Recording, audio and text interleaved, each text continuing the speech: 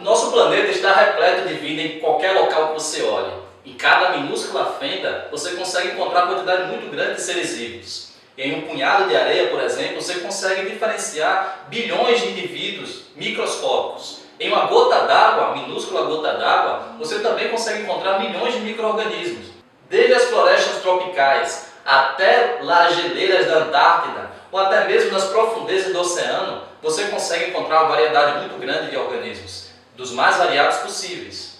Mas eu tenho certeza que vocês em algum momento já se perguntaram como tudo isso começou. Como é que o primeiro organismo surgiu no nosso planeta? Como é que a vida surgiu no nosso planeta? Então é justamente esse o tema da nossa aula. Então fica comigo, aperta meus cintos e depois da vinheta começamos a falar sobre a origem da vida.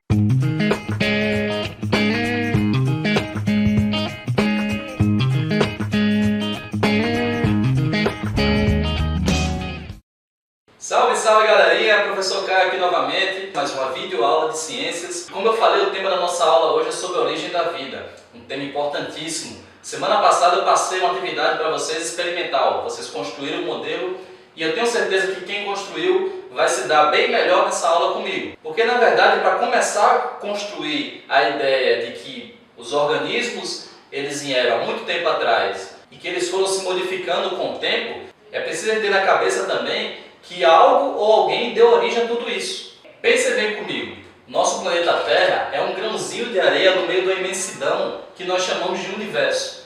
Esse planeta é muito especial porque é um planeta que tem condições de ter vida na sua superfície. Mas o nosso planeta não foi sempre essa maravilha que nós temos hoje, não. No início da sua construção, a Terra era também um planeta inabitável, um local muitas vezes mais quente e que tinha tempestades severas constantemente. Erupções vulcânicas aconteciam também de forma constante. Então era um local que a vida não poderia começar a existir. Somente quando acalmou um pouco toda essa bagunça é que começou a se ter uma condição própria para que a vida começasse a surgir. Mas vamos com calma. Antes de eu começar a entrar nessa parte que trata sobre o surgimento da vida, precisamos antes ter entendimento sobre as teorias que fazem parte dessa construção histórica. Então, basicamente, nós vamos precisar entender dois termos antes de começar. O primeiro que trata sobre a abiogênese e o segundo que é a biogênese. Perceba que os termos são bem semelhantes, porém os seus significados são inversos.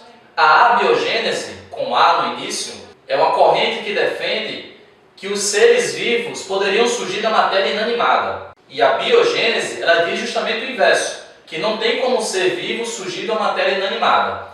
Percebam só esse exemplo. Grandes nomes da filosofia, da ciência, da história, como por exemplo Aristóteles, eles acreditavam na abiogênese. Eles diziam que o ser vivo ele poderia surgir, por exemplo, de uma pedra. Imagine que loucura era isso na época. Mas na verdade hoje nós pensamos que isso é loucura porque já temos um entendimento bem mais apurado e um conhecimento construído ao longo desse período. Já a biogênese começou a interpor sobre a abiogênese, dizendo que os seres vivos eles não podem surgir da matéria inanimada, eles têm que surgir de outro ser vivo. Então, como eu disse, a teoria da abiogênese era na verdade bem mais antiga. Começou-se a construir essa ideia a partir da Grécia Antiga ainda. Como eu falei, Aristóteles foi um grande defensor dessa ideia e que todo mundo acreditava junto nessa ideia fielmente. No entanto, alguns outros cientistas começaram a buscar entendimento a partir do inverso disso. Um dos primeiros, e talvez o mais conhecido, foi Francesco Redi, lá em 1668, que através de um experimento muito simples, ele conseguiu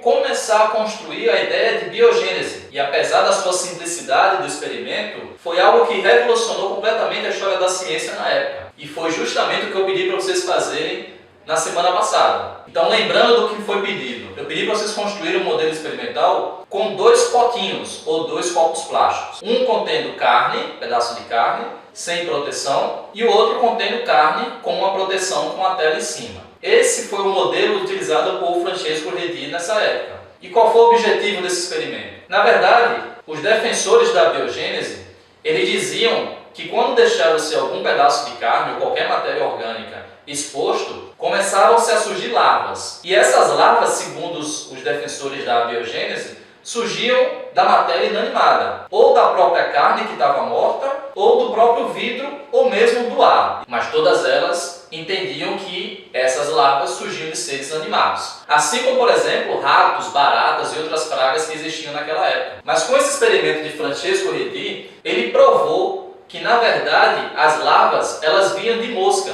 O pote que estava sem proteção tinha acesso às moscas. As moscas pousavam na carne, se alimentavam dela e colocavam seus ovos. E os frascos que estavam protegidos, as moscas não conseguiam entrar para colocar os seus ovos dentro da carne. Então ele só precisou disso, esperar o tempo necessário para os ovos eclodirem, para começar a enxergar que ali surgiam larvas. E como o outro copo, o outro pote que estava protegido, não teve larva nenhuma, isso foi uma prova de que os seres eles não podem surgir da matéria inanimada. Eles precisam vir de outros seres. Nesse caso, através da reprodução das moscas. Então quem fez o experimento que eu pedi, peço por favor que coloquem já na sacola plástica e dê a destinação correta. Mas serve para a gente entender o quão instigante pode ser a ciência para nós. Vocês viram que vocês reproduziram um modelo experimental feito em 1668 que revolucionou a história da ciência. Então percebam o quanto isso foi importante naquela época e é importante para a gente até hoje. Mas na verdade, somente esse modelo não foi bastante para derrubar a biogênese. Outros experimentos foram feitos também com o decorrer do tempo e foram necessários para dar mais força para a teoria da biogênese. Um fato que ajudou muito nesse processo foi o advento do microscópio lá por Anthony van Leeuwenhoek, porque a partir do advento dessa máquina foi possível enxergar seres que antes eram invisíveis, como bactérias e fungos, que são, na verdade, os grandes facilitadores do apodrecimento, e não as larvas como se pensava anteriormente.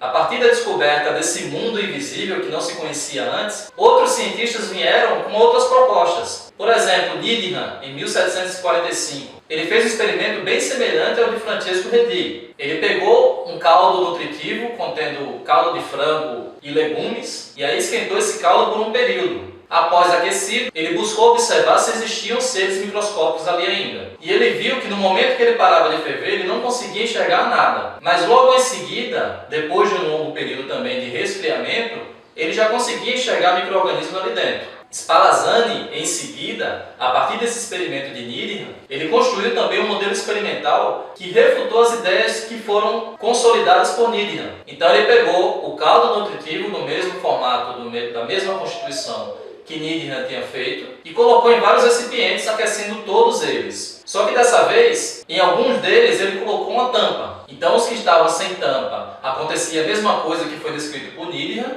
esquentava muito, sumiam os micro-organismos, mas quando resfriava, apareciam novamente. Mas aqueles que foram esquentados de forma tampada, não havia mais contato com nada que pudesse originar seres vivos ali dentro. E aí ele conseguiu esterilizar aquelas substâncias. Eles não tinham ideia ainda, mas eles falavam de um princípio vital, algo que dava continuidade para aqueles seres vivos surgirem ali dentro. Mas somente no século XIX foi que Louis Pasteur ele conseguiu bolar um experimento que realmente acabasse com a ideia de abiogênese. Ele ferveu um caldo nutritivo dentro de um balão volumétrico, um vidro de forma arredondada, e esse balão tinha um prolongamento de vidro também. Então, aquecendo essa mistura, essa substância que estava ali dentro do balão, Louis Pasteur conseguiu esterilizar aquela mistura depois de aquecê-la. E da mesma forma foi aquecendo todo o prolongamento de vidro. Mas aí esse prolongamento foi feito em formato de pescoço de cisne, formando um S. E o tubo em forma de S dificultava muito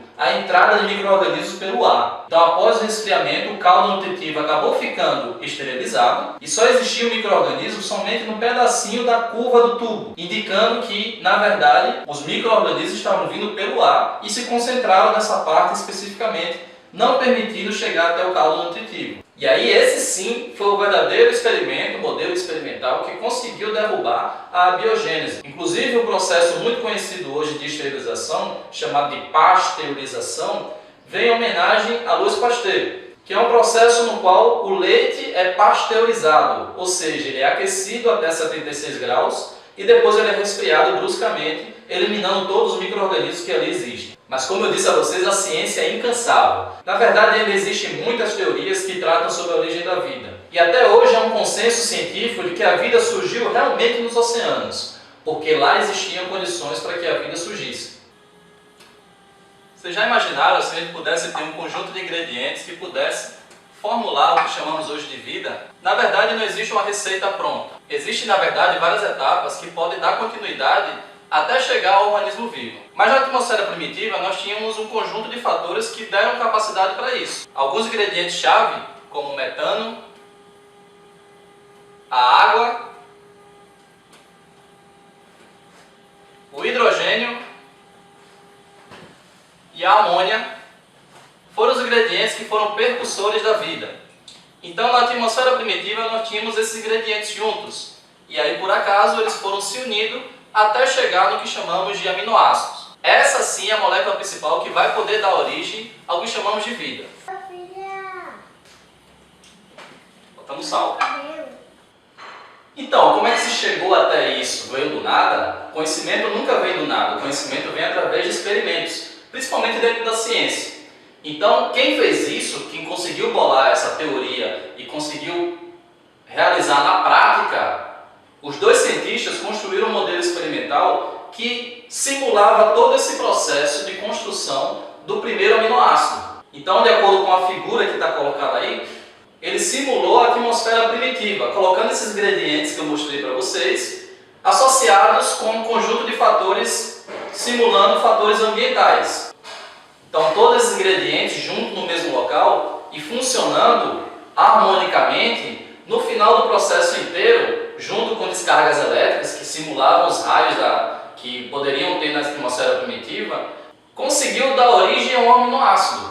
E criar um aminoácido é algo surpreendente, porque todo organismo vivo vai ter proteína, e as proteínas são constituídas por aminoácidos. Ou seja, essa molécula é a base de qualquer ser vivo. Pois é, então essa sopa de aminoácidos, ela foi na verdade muito importante para que a construção do primeiro ser vivo acontecesse. Então vários aminoácidos juntos no mesmo local puderam se organizar e formar um percussor do primeiro ser vivo, que hoje nós conhecemos como coacervados. Pois é, gente, esse conjunto de ingredientes associado a fatores ambientais, como tempestades, raios, vulcões, tudo isso favoreceu a construção do primeiro pré-organismo que iria dar origem à primeira organização do que chamamos de vida. Então é isso, gente. As informações principais foram passadas aqui. Agora responda a atividade que está logo aqui embaixo. Qualquer dúvida, eu estou no WhatsApp. Me procurem em horário comercial, pelo amor de Deus. E tenho certeza que todas as dúvidas serão sanadas. Espero que tenham gostado. Fiquem todos com Deus e até a próxima!